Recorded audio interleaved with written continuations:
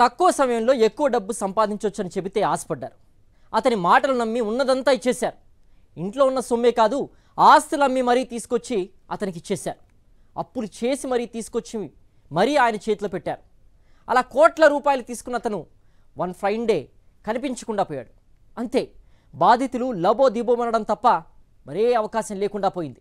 అన్నట్టు బాధితుల్లో అనామకులే కాదుండోయ్, పోలీసులు, రెవెన్యూ ఉద్యోగులు, ఉపాధ్యాయులు ఉండడం విశేషం. అతను ఎలా మోసం చేశాడు? ఉన్నత ఉద్యోగాలు చేసేవారు అతన్ని ఎలా నమ్మారు? అతని పేరు మహబూబ్ సుబానీ. పోలీసులు, రెవెన్యూ ఉద్యోగులు, ఉపాధ్యాయులు ఇలా అనేక మంది ప్రభుత్వ ఉద్యోగుల్ని బురుడీ కొట్టించాడు. మనీ స్కీమ్ పేరుతో కోట్ల రూపాయల డిపాజిట్లు సేకరించి కనిపించకుండా పోయాడు. మహబూబ్ సుబానీ ఉండేది నెల్లూరు జిల్లా కావలిలో ముసునూరు మర్రిచెట్టు గిరిజన కాలనీలో ఓ విలాస భవంతిలో అనంతర్ద అసోసియేట్స్ పేరుతో మనీ స్కీమ్ కార్యాలయాన్ని ప్రారంభించాడు.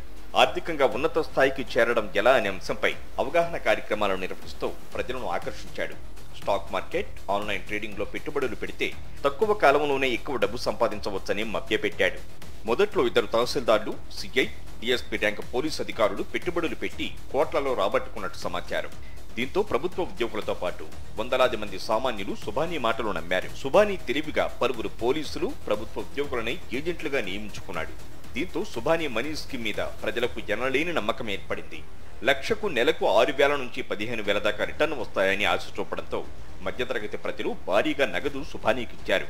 వందలాది మంది నుంచి దాదాపు 70 నుంచి 80 కోట్ల వరకు డిపాజిట్ల రూపంలో వసూలు చేశాడు మాయగాడు మహబూబ్ సుబానీ. రాత్రికి రాత్రే సుబానీ బోర్డు తిప్పేయడంతో బాధితులు లబోదిబోమంటున్నారు. తక్కువ టైంలో ఎక్కువ డబ్బులు వస్తున్న ఆశతో పలువురు భూములు, ఆస్తులు అమ్మి వచ్చిందంతా సుబానీ చేతిలో పెట్టారు. ఇప్పుడు సుబానీ నిలువునా మోసం చేసి కనిపించకుండా పోవడంతో బాధితుల గుండెలాగినంత పని అయింది. ఉన్నదంతా పోయి దిక్కుతోచని స్థితిలో పడ్డ బాధితులంతా సుబానీ ఆఫీస్కు క్యూ కట్టారు. నేను వాళ్ళు ఇల్లు కట్టుకున్నారు, వాళ్ళకి వస్తున్నాయి, నాకు వస్తుందని చెప్పి నేను మెల్ల దండ గొదవ పెట్టి కట్టాను. ఇప్పుడు నాకేమి రాలేదు. ఒకసారి ముందు కట్టిందేమో 90,000 వచ్చింది. అబద్ధం మనం చెప్పకూడదు కదా, మనకెందుకు. ఇంకా 4,10,10,000 రావాలి సార్ మాకు. అది నేను 5 లక్షలు కట్టింది మొత్తం. మొన్న 2 లక్షలు కట్టింది. అవన్నీ కూడా సరిగా తెలియదు, నాకు గుర్తులేదు, ఇప్పుడు మైండ్ లేదు అసలు. ఆ పోయినాయి ఏంటంటే ఎట్టొస్తాయా ఈ పెట్టుకుంటే పోయి కాజేసుకుంటామని భయం. ఆ భీతో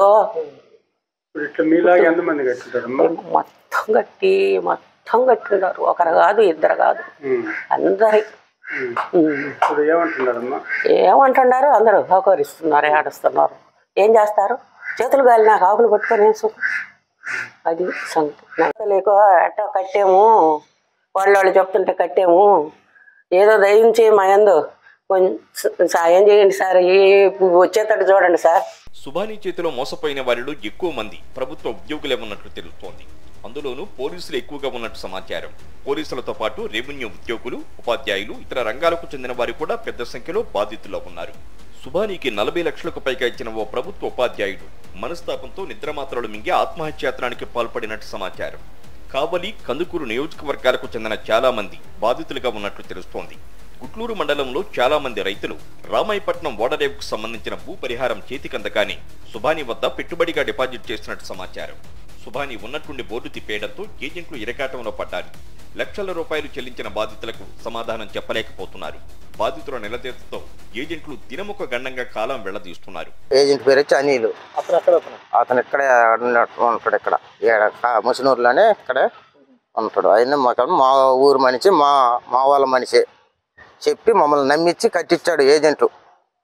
వాస్తవంగా అయితే మాకు ఈయన ఎవరో తెలియదు. మా వాళ్ళ మనిషి, మా తెలిసిన మనిషి మమ్మల్ని బాధ్యత అంతా నాది, నేను మీకు పైసలు ఇచ్చేది. పైసలు తీసుకుంది కూడా అతనే మా కాడ తీసుకుంది. ఇట్లా మోసం చేసి వెళ్ళిన ఈ మహాసుబాబు ఎవరో ఈయన మాకు అసలు తెలియదు. మా ఊర్లో ఉండే మనిషి మా మనిషి కట్టించాడు మా చేత. మోసం చేసిపోయాడు. నేను ఆయనకు కట్టానని ఈయన అంటున్నాడు.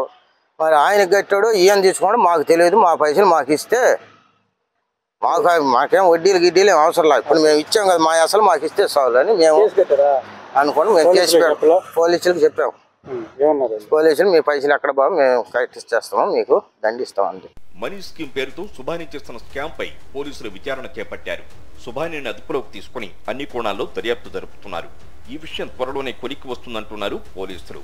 చూసారుగా, తక్కువ సమయంలో ఎక్కువ సంపాదించవచ్చన్న అత్యాశకు పోతే మొదటికే మోసం వస్తుందన్నది మరోసారి రుజువైంది. ఇప్పటికైనా ఈజీ మనీ అంటూ మోసం చేసే వ్యక్తులు ప్రకటనల పట్ల అప్రమత్తంగా ఉండాలంటున్నారు పోలీసులు.